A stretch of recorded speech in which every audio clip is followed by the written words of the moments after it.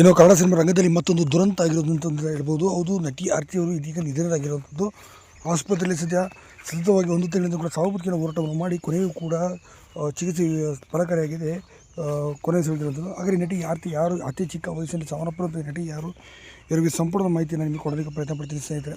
ಒಂದಲ್ಲ ಒಂದು ರೀತಿ ಚಿತ್ರರಂಗಗಳಲ್ಲಿ ಸಾವು ನೋವುಗಳು ಸಂಭವಿಸೋದು. ಅದರಲ್ಲಿ ತೆಲುಗು ತಮಿಳು ಸಿನಿಮಾನು ಕೂಡ ಏನು ಹೊರತಾಗಿಲ್ಲ.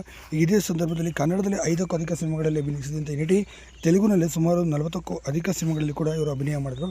ಈ ನಟಿ ಬೇರೆ ಯಾರೂ ಅಲ್ಲ, ಆರ್ತಿ ಅಗರ್ವಾಲ್ ಅವರು. ಇಂಥ ದೊಡ್ಡ ಹೆಸರು ಮಾಡಿದಂಥ ತೆಲುಗು ಇಂಡಸ್ಟ್ರಿಯಲ್ಲಿ ತಮ್ಮದಾದಂಥ ರೀತಿಯಲ್ಲಿ ಪಾತ್ರವನ್ನು ಕೂಡ ಮಾಡ್ತಿದ್ರು.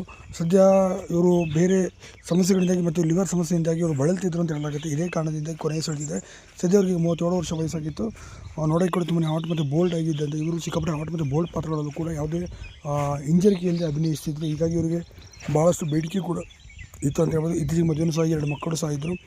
ಸದ್ಯ ಇದೀಗ ಈ ಕಾಯಿಲೆಯಿಂದ ಸತತ 2 ವರ್ಷಗಳು ಕೂಡ ಬಳಲ್ತಿದ್ರು. 2 ತಿಂಗಳಿಂದ ಕೂಡ ಸತತವಾಗಿ ಬೆಡ್ ರೆಸ್ಟ್ನಲ್ಲಿದ್ದಂಥ ಈ ನಟಿ ಇದೀಗ ಚಿಕಿತ್ಸೆ ಫಲಕಾರಿಯಾಗದೆ ಬೆಳಿಗ್ಗೆ ಹೈದರಾಬಾದ್ನಲ್ಲಿ